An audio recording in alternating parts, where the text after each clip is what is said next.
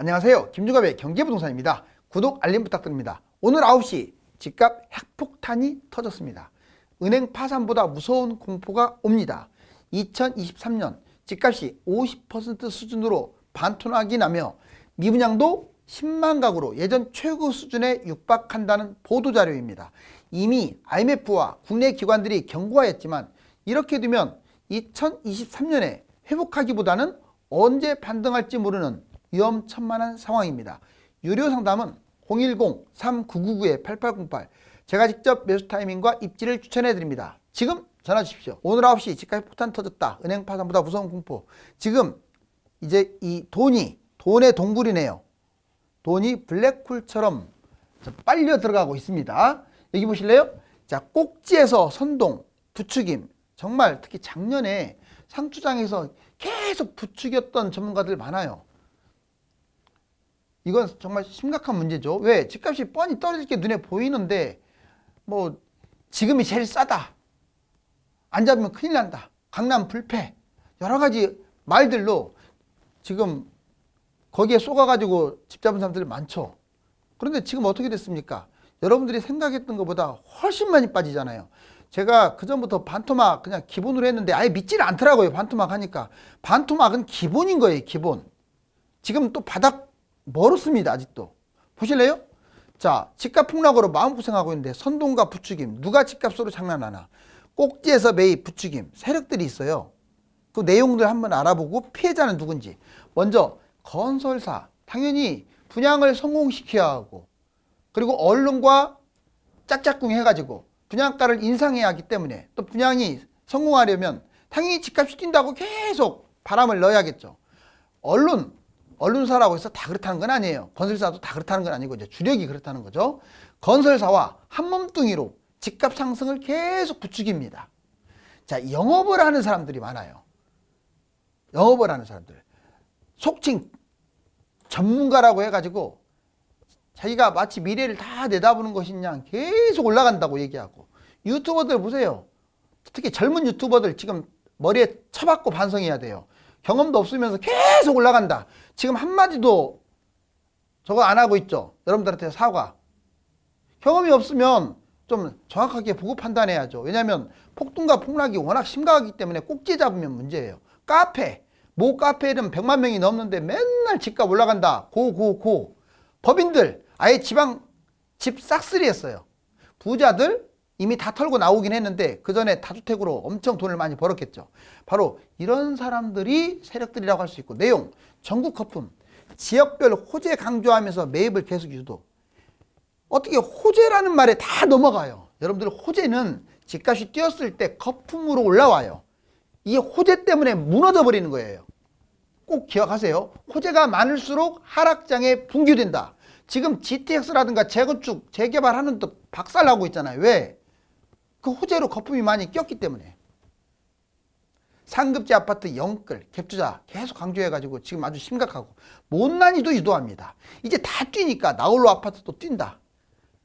재개발, 빌라, 막연한 빌라 못 사서 안 달렸던 사람들 얼마나 많았어요. 안 잡기를 진짜 잘했죠. 자, 고분양. 분양가가 높은데 자꾸 분양받고. 피해자들 주로 2030 젊은 층이 많습니다. 상투에 매입해가지고 영끌, 갭투자해서 지금 잠도 안 올 거예요. 부동산에 무지한 사람들 이런 사람들도 많이 잡았어요. 불안해가지고 매입한 거야. 또 속아서 매입한 거야. 이거 많이 간다고 하니까 호재에 속아서. 자, 묻지마 실거주. 실거주라는 말이 진짜 달콤한 말이에요. 악마의 속삭임이에요. 그렇죠. 집을 실거주 하게 되면 왠지 나만 떳떳하고 나만 건전한 사람 같잖아요. 그렇죠? 근데 실상은 자본주의에서는 실거주 노래 부르는 사람들은 패망할 수도 있어요. 실거주가 나쁘다는 게 아니라 좀 중도를 잘 보면서 투자와 실거주의 균형을 잡으시라고요. 자본주의 경제에 역행하는 겁니다. 실거주만 강조하는 사람들은. 그러다 보니까 꼭지에 잡아가지고 피해를 봐요. 이제 2023년에 폭락할 6곳. 이거 진짜 중요해요. 여러분들한테. 왜? 지금 어디 잡아야 하나요? 지금 뭘 하지 말아야 하나요? 자, 알려드릴게요. 정답을 그냥. 올해 2022년에 많이 떨어진 것들은 물론 지금 잡아서는 안 되지만 그런 것들을 잡더라도 그런 것들을 잡아야 돼요. 지금 많이 빠진 곳들. 그런데 이제 빠지기 시작하거나 버티고 있는 곳들, 생각보다 덜 빠진 곳들은 쳐다보지도 말아야 돼요. 그런 데는 올해 많이 빠진 곳들은 내년에 덜 빠집니다. 그런데 올해 덜 빠진 곳들은 제가 장담할게요. 내년에 망해요. 왜냐하면 세상은 공평하거든요. 얘가 거품물이 뛰었는데 안 떨어질 리가 없잖아요. 다만 먼저 떨어졌냐 늦게 떨어졌냐의 차이로 올해 많이 떨어지는 곳, 내년에 많이 떨어지는 곳들이 이렇게 나오는 것뿐이에요. 보실래요? 자, 그러면 2020년에 많이 떨어진 곳들은 막말로 초급매면 지금 잡으란 얘기는 아니지만 내년에 적당할 때 잡아도 돼요. 볼까요? 세종 45% 어마무시하게 떨어졌네요. 거의 반토막. 물론 상황에 따라서 반토막 밑으로 빠진 것도 있어요. 근데 평균이 이래요. 금매가. 매물은 이렇게 안 떨어졌어도 이렇게 줘야 거래가 된다 이거죠. 대구 40% 어마무시하죠. 자, 대전 35%, 인천 35%, 경기 35%. 인천하고 경기도는 수도권에서 진짜 많이 빠졌어요. 그럼 서울은 어디가 많이 빠졌냐? 외곽이 많이 빠졌어요. 35%. 보통은 한 30% 빠졌다고 하는데 금매는 이래요. 정말 무섭죠. 2022년 폭락을 했습니다. 얘들이. 그런데 결국은 내후년까지 빠지든 내년까지 빠지든 반토막은 코스 같아요. 자, 이제 여기는 지금 잡으면 안 돼요. 특히나 어디냐? 자, 강남 30% 그나마 요즘 막 빠지고 있어서 버티다가 빠지고 있는데 이런 거 보지도 마세요. 이제부터 시작입니다. 용산, 여의도, 목동 여기 보지도 마세요. 여기도 마찬가지. 얘들 내년에 박살날 겁니다. 제가 장담한다고 하잖아요. 올해 안 빠진 것들은 내년에 박살난다고요. 그건 이치고 과거의 분석 데이터로 그대로 나와요. 분당, 평촌 보지도 마세요. 안 빠졌잖아요. 안 빠진 것은 사는 사람이 없기 때문에 안 빠지는 거예요. 가격이 높아가지고. 자, 여기는 1기 신도시에 대한 붐으로 너무 많이 뛰었는데 제가 보기에는 이 금액이면 서울 잡습니다. 아무튼 안 빠졌으니까 조심. 부산, 광역시에서 제일 위험한 게 부산, 광주입니다. 왜? 늦게 빠졌기 때문에 덜 빠졌어요. 지금 왼쪽하고 비교해보면 확 차이가 나죠. 기타 지방, 이제 여러분들이 군 단위, 시 단위, 얘들은 막판에 뛰어가지고 이제 겨우 빠지기 시작하고 있어요. 이제 거래가 없습니다. 자, 여기 언급하지 않은 모든 곳들은 여기에 들어가요. 기타 지방에. 여기는 진짜 위험합니다. 뭐 빠질 것도 없는데 뭐가 위험해요? 아니, 여러분들 1억이 2억으로 뛰었다고 보자고요. 그러면 그 2억짜리가 왜 빠질 것이 없어요? 다시 1억으로 가는 건데. 2023년 폭락 전체 50% 역시 얘들은 2023년에 많이 떨어질 것 같아요. 작년에 들 떨어져서. 이번에 이거 진짜 중요하죠? 부동산 매도자, 매수자, 매매 가격을 정확하게 알자. 여기는 안 떨어졌어요. 돌아다니다 보면 안 빠졌던데요. 내가 봐도 안 빠졌던데요. 좀 정확하게 파악하자고요. 자, 매도자 입장에서는 이거 판단을 잘못하게 되면 빠져나올 수 있는 걸 갖다가 기회를 놓쳐가지고 바닥까지 끌고 가는 어리석음을 범할 수가 있어요. 그래서 중개소 사장님들한테 무조건 자, 지금 얼마가요? 얼마에 내놓고 이런 식으로 평균 매물로 내놓으면 팔리지도 않아요. 본인이 좀 매물을 봐야 돼요. 직접 제일 싼 매물로. 제일 싼 거보다 마이너스 10%로 내놔야 그나마 필수 조건을 갖춰서 돌아다니는 사람들이 그걸 사지. 평균 매물 그거 보기나 하겠어요? 사람도 안 오는데? 제 말 맞아요. 근데 부동산 사장님들은 절대로 정답을 얘기 안 해줘요. 그 가격에는 안 팔릴 텐데요. 그렇게 말하면 기분 나쁘니까 그런 말을 안 한다고요. 지금 5억으로 떨어졌어도 7억에 매물 내놔도 받아준단 말이에요. 그러면 실기하잖아. 기회를 놓치잖아. 매수자 입장에서는 이걸 잘못 판단하게 되면 지금 아이고 이렇게 안 빠졌으니까 지금 이 정도 가격으로 사도 되나 보다. 이게 금매다. 고점보다 이만큼 빠졌다. 본인이 판단을 못하게 되면요. 우리 중개소 사장님들 말 듣거나 아니면 오판해 갖고 매수하게 돼요. 자, 여기 보세요. 역대급 거래 절벽. 역대급 폭락. 집값 외환의 기호 최대 지금 하락하고 있는데 너무 지금 낙폭이 커요. 자, 이거 한번 보실래요? 먼저 이제 보면 이렇게 뜨잖아요. 뭐 단지 정보 시세 실거래. 제일 중요한 거 시세 실거래예요. 무슨 아파트라고 네이버에 찍어봐요. 그럼 그 아파트가 뜨잖아요. 그럼 시세 실거래 이렇게 딱 뜹니다. 자기가 원하는 평형을 눌러놓고 그러면 이렇게 그래프가 떠요. 이게 7년. 보시면 2015년부터 2022년 현재까지 쭉 나왔네요. 꾸준히 올랐네요. 이렇게. 대략 3억 5천에 올라가서 12억까지 갔네요. 그러다가 내려왔는데 진짜 많이 빠졌네. 지금 여기 점점점이 다 거래된 거예요. 여기에서 알 수 있는 거 그래프하고 이 점점점이 거래된 거니까 거래량하고 이거 매물입니다. 초록색이 매물. 이게 거래된 것보다 매물이 길게 있긴 하지만 높게 돼 있죠. 그리고 여기 써 있는 것은 시세예요. 7억 6천 하한가, 상한가는 9억 4천. 자, 얼어 죽을. 지금 거래가 여기 완전 7억대에 거래됐는데 시세가 아직도 9억 4천이니까 안 빠진 걸로 착각을 해요. 그 다음 그 밑에 있는 게 매물입니다. 매물이 이렇게 떠요. 자, 실거래가. 실거래가 보실래요? 2022년 11월 달 7억 7천, 7억 3천까지 거래됐네요. 제일 비쌀 때 실거래가 봤더니 2021년 10월 달 12억 5천까지 갔던 게 7억 3천으로 내려온 거예요. 그런데 시세는 9억 4천이니 당연히 안 빠진 것처럼 보이죠. 매물은 어떻게 놓여있느냐 여기 보세요. 자, 8억 2천, 8억 3천. 이게 매물을 높은 가격순, 낮은 가격순 이렇게 할 수가 있어요. 그럼 낮은 가격순으로 쫙 펼치면 제일 싼 것부터 나와요. 매물은 8억 2천 3천인데 실제 거래는 7억 7천, 7억 3천? 거의 1억 차이가 나죠. 그래서 제가 이런 말을 하는 거예요. 제일 싼 매물보다 마이너스 10% 떨어졌다라고 생각하시라고요.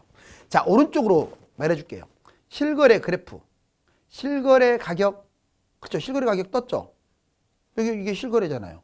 그 다음에 이게 점점점점도 다 실거래 가격이에요.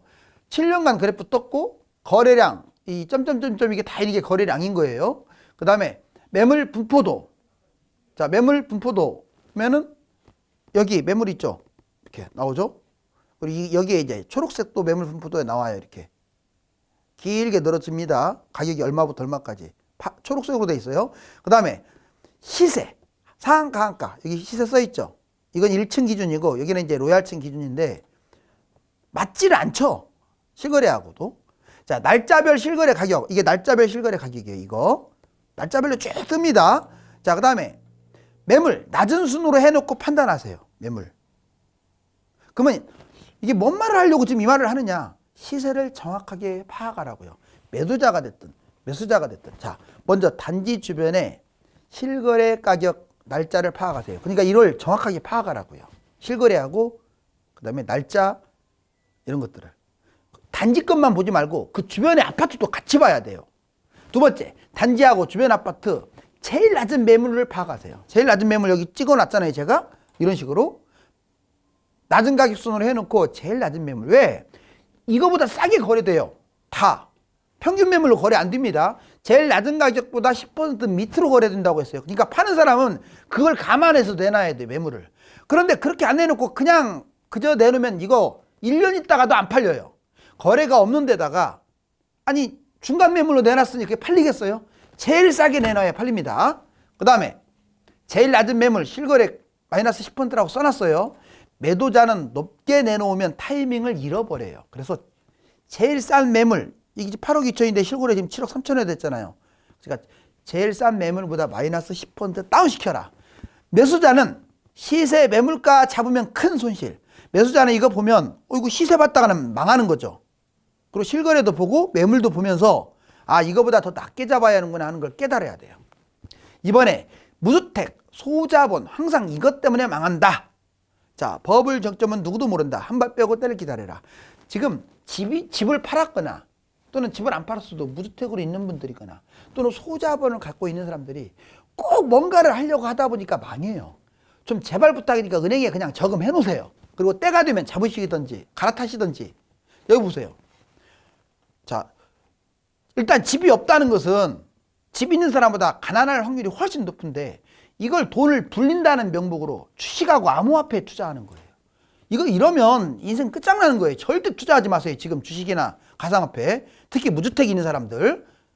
자, 원인, 자본이 적고 소액이고 한방 투자에 대한 욕망 때문에 돈을 불리려고 하는 욕망 때문에 집에는 당장 관심이 없고 결과 잘 들으세요. 평상시에 지금과 같은 장세에서 주식 투자하면 90%가 중독돼 가지고 자산 탕진합니다. 90%라고 했어요. 보통 5억이 있으면 4억 정도 날라가요. 전세까지 다 빼가지고요.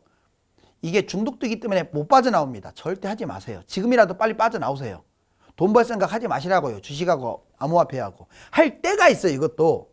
자, 이번에 집도 없는 사람이 빌라 토지. 집은 돈이 많이 들어가니까요. 뭐 많이 들어가요. 제가 1억 갖고도 6억 번다고 얘기하잖아요. 아니 1억 갖고도 하락장에는 6억 벌어요. 진짜로. 그런데 왜 빌라 사고 토지 삽니까? 좋지도 않는 것들.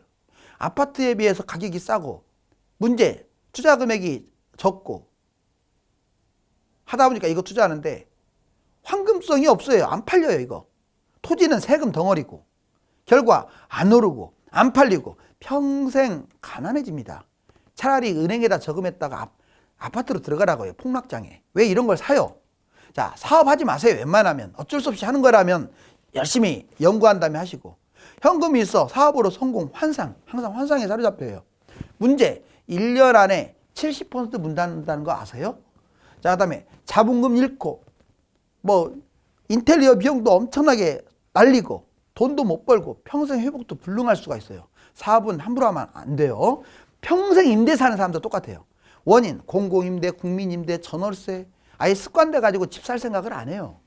뱃속 편한 게 아니에요. 이런 사람들은 평생 가난하단 말이에요. 바닥장에는 사야 돼요.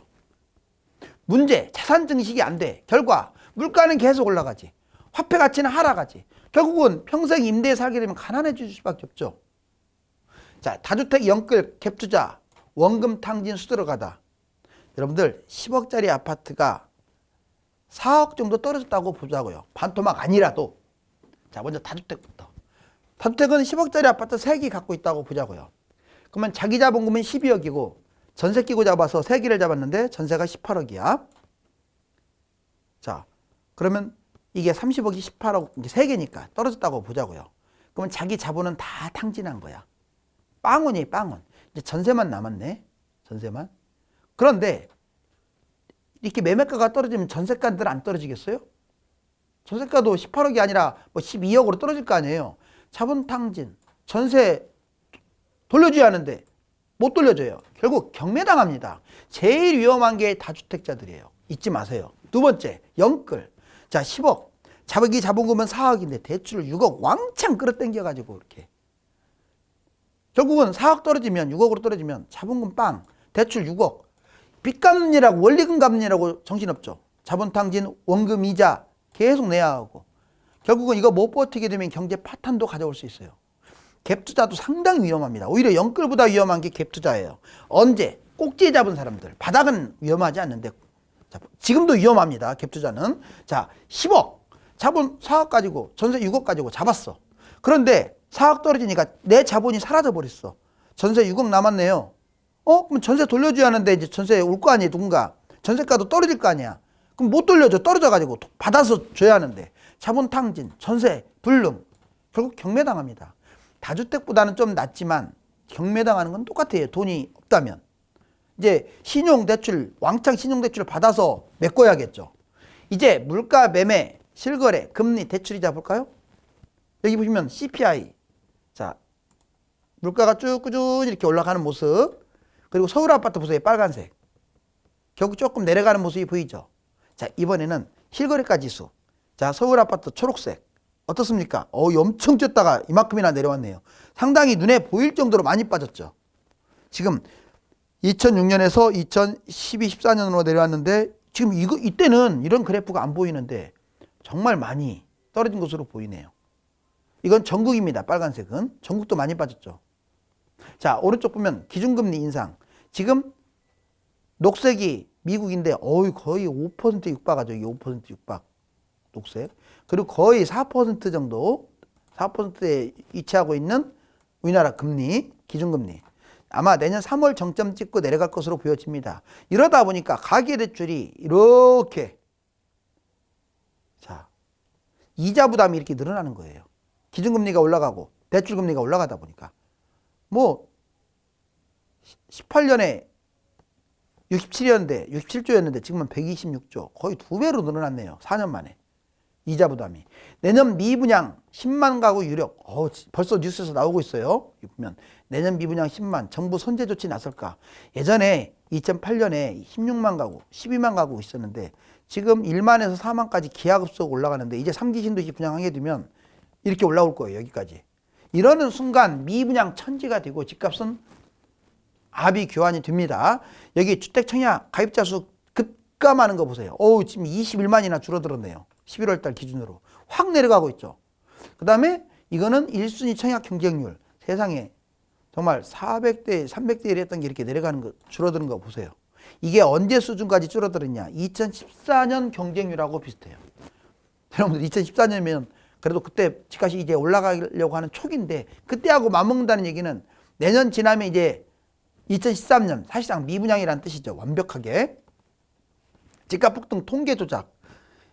글쎄요. 원희룡 지금 장관이 문정부 부동산 통계 인위적 조작이 국정농단했다 이렇게 표현하고 있는데 이걸 이렇게 비교하면 돼요. 특히 한국부동산원 지금 이게 문제죠. 자, 26 뛴 걸로 나와 있는데 서울이 여기 실질적으로 KB는 61, 3배나 조작했다고 보여지네요. 제가 봐도 조작 맞아요. 자, 이거 조작은 범죄행위입니다. 이렇게 되게 되면 모든 게 엉클어져요. 다른 나라보다 덜 뛴 것으로 착각하게 되고요. 그렇게 되면 어떻게 되겠어요? 난리 나죠. 그러니까 막 뉴스에 다른 나라보다 훨씬 덜 뛴 것으로 막 나온 기사 보셨죠, 여러분들? 왜 이렇게 조작을 하니까 덜 뛴 걸로 나오죠? 제가 보기에는 세계 1위구만. 여기 보시면 금리 엄청나게 많네요. 7포인트까지 5대 은행이 주담대 금리가 7포인트 거의 8포인트까지 육박하고 있어요. 제2금융권 PF 대출도 엄청나게 늘어나고 대출 금리가 17에서 19 지금 이렇게 받고 있는 거예요. 자, 여러분들 잘못 누르게 되면 여기가 뻥 하고 터지겠죠. 지금 부동산이 이런 위기 상황입니다. 집값이 50% 떨어진다고 할 때 아무도 믿지 않았지만 지금은 누구나 수긍하는 분위기로 가고 있습니다.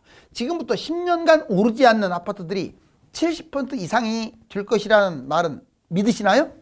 감사합니다.